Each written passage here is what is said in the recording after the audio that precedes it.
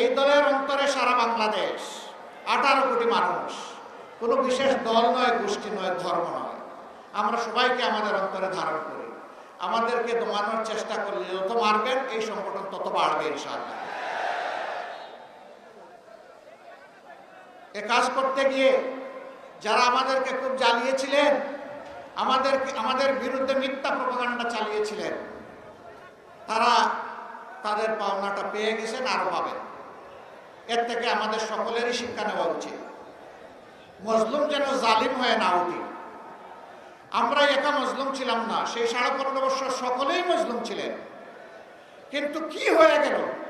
আল্লাহ তাআলা 5 আগস্ট মুক্তি দেওয়ার পর রাতারাতি অনেকের চেহারা পরিবর্তন হয়ে গেল।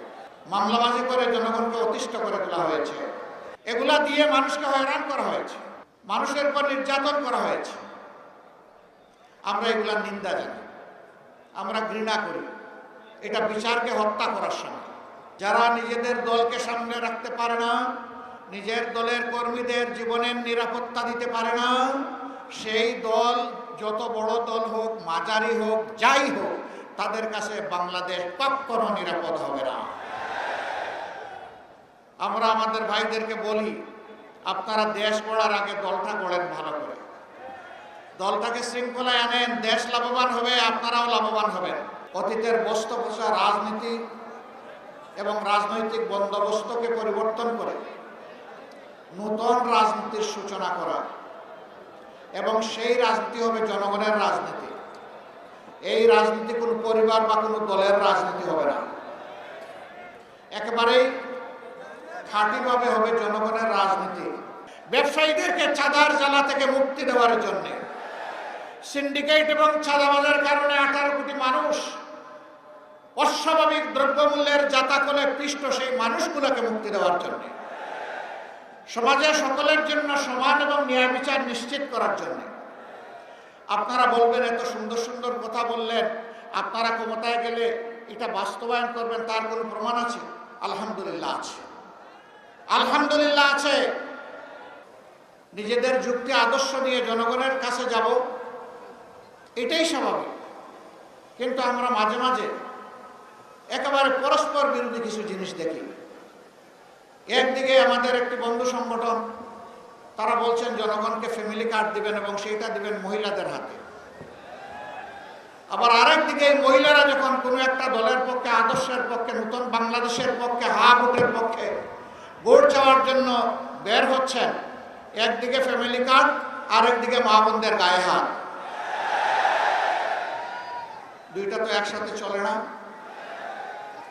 এ দিয়ে কি বার্তা দেওয়া হচ্ছে জাতিকে? বার্তা দেওয়া হচ্ছে আগামীতে এমন কোন দল যদি ক্ষমতায় আসে যারা এখনই গায়ে হাত দেয়, তাদের কাছে বাংলাদেশের একজন মা বোন নিরাপদ হবেন না।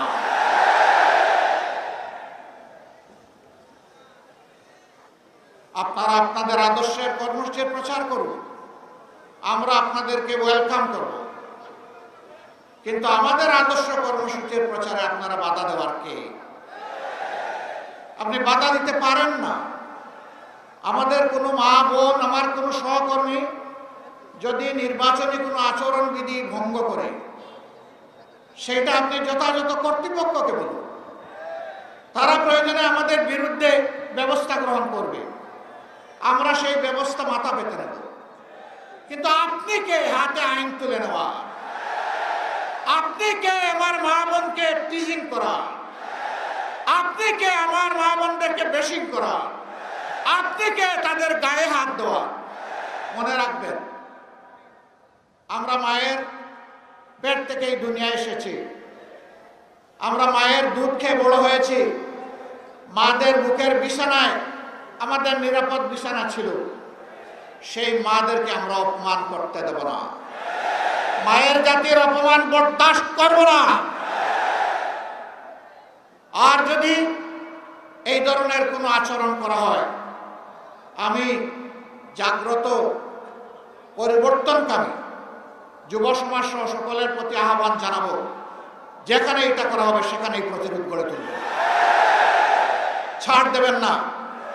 গায়ে পড়ে পায়ে পাড়া দিয়ে আমরা কারো সাথে কোনো দাঙ্গা বাজাতে চাই না।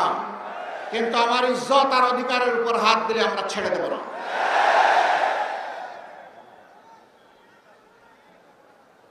প্রিয় দেশবাসী, যশোরে ওই কাণ্ড ঘটেছে, আমি এসে শুনতে পেরেছি।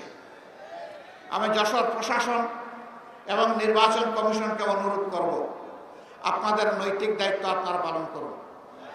এরকম আচরণ আমরাও করলে আমাদের ব্যাপারে ব্যবস্থা গ্রহণ করুন।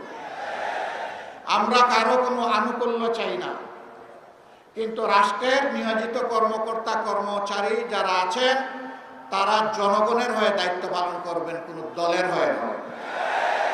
কারো প্রতি কোনো দুর্বলতা দেখানো যাবে না। দেশ আপনার আমার সকলের। এ দেশটি ভালো থাকলে আপনি, আপনার পরিবার, আত্মীয় স্বজন, বন্ধু বান্ধব সবাই মিলেই ভালো থাকবেন।